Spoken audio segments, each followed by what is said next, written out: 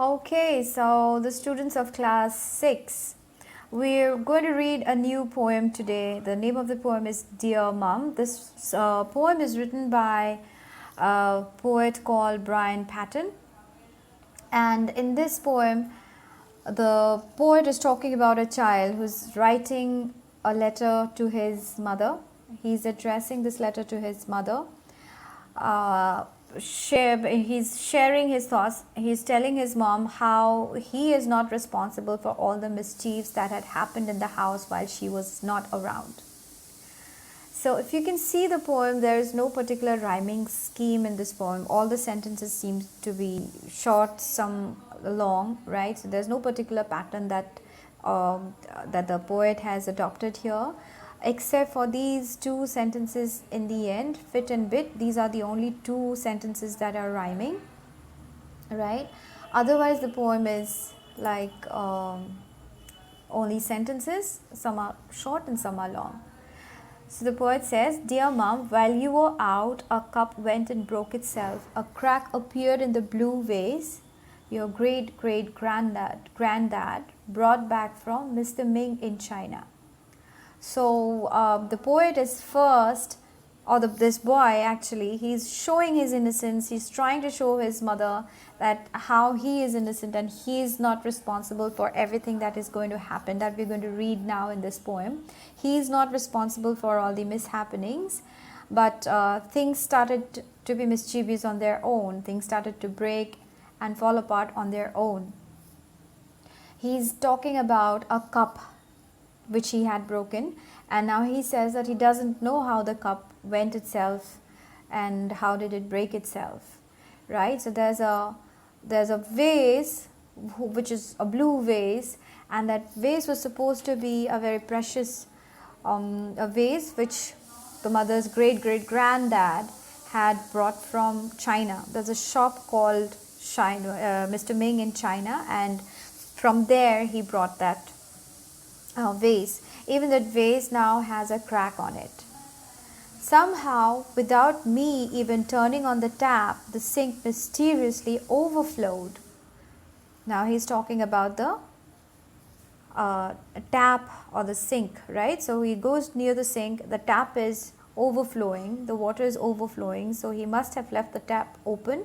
And now that the water is overflowing, he's telling his mom that he doesn't know how the tap turned itself on and now the water is overflowing, right? A strange jam stain about the size of a boy's hand appeared on the kitchen wall. Now, what did he do in his mother's absence? He took a bottle of jam, he put his hand in the bottle of jam, and he actually put his hand mark on the wall.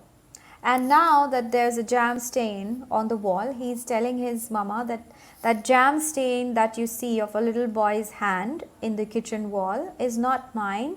I don't know how that strange jam stain came on the kitchen wall. So let's remind again, the first thing that he's talking about is the cup, the second thing is the vase, the third thing he's talking about is the tap, and the fourth thing he's talking about is the jam stain. I don't think, so now we're reading here, I don't think we'll ever discover exactly how the cat managed to turn on the washing machine, especially from the inside. Oh, how Sis's pet rabbit went and mistook the waste disposal unit for a burrow. Now he's talking about the pet cat, and he's blaming the cat, that it's the cat who had actually turned on the washing machine, and that too from inside. And it's not him but his sister's pet rabbit that that thought that the dustbin was actually his burrow, right? And that means the washing machine is on, it's running, right, for no reason, and also the garbage bin is spilled with all the garbage, because he, according to him, the rabbit mistook it for a burrow, and it must have, according to him, it must have gone inside the waste disposal unit, and because he thought it was his burrow. I can tell you I was scared when, as if by magic, a series of muddy footprints appeared on the new white carpet. So he's done with his cup, his blue vase, his jam stain, his kitchen wall is all jam stained. Now the washing machine is running for no reason. The waste disposal unit is also, toppled, and now comes the turn of the white carpet. So he is saying that there are mud footprints on the white carpet, and he doesn't know exactly how this mud footprint came into being, right?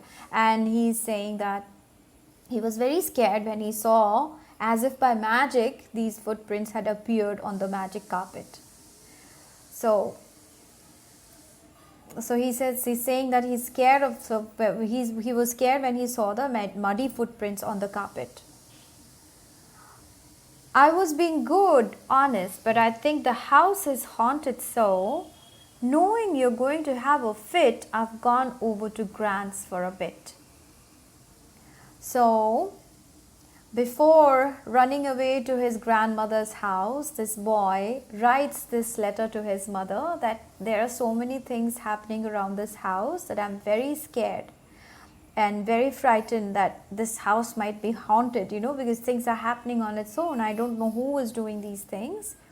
And that is why I am going to my grandmother's house. But the real reason is just that he was actually scared of his mom. And he didn't know how angry would she be on him. To escape her anger, he decides to go to his grandma's house, right? So this is about the poem. It's not a very difficult poem to understand. Let's look at some of the questions that we could make use of. The first question is, what did the child do in the poem? Take the best answer. He was rude, he misbehaved, he was scared, he was good. So the correct answer will be, he misbehaved, right? Knowing you're going to have a fit, I've gone over to Grant's to lie low for a bit. What does I've gone over to Grant's to lie low for a bit here means? Does it mean the child wanted to spend some time with his gran? Or he wanted to sleep? Or he was in trouble, so went out of the house? Or he wanted to play at his grand's house. So which one would be the suitable answer? The most suitable answer would be he was in trouble, so went out of house.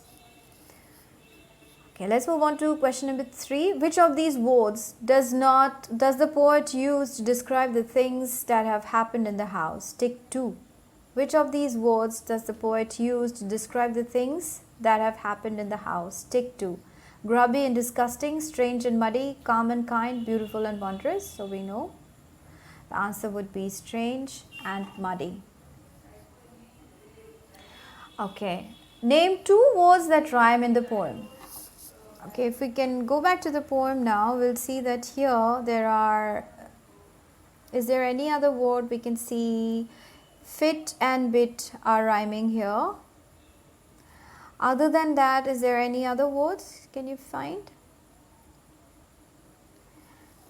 So yes, if you can find them, that's well and good. But all I can see are these 2 words, fit and bit. List 3 things that the child does in the house whilst his mom is not at home. Of course, we can write about how he had kept the washing machine on, how he toppled the waste disposal. Maybe he played around with the waste disposal unit, and he also walked on the carpet with muddy feet. So these 3 things can be written. There are more, you can choose others as well. Then according to the poet, what do the last 2 lines of the poem tell us about the behavior of this child normally? Well, the child is very, very mischievous. We can understand that from the poem. And he wants to escape. He knows that his mother is going to be very angry when she finds out that the whole house was ruined from inside. So he wanted to escape the anger of his mother, and although it also shows his innocence,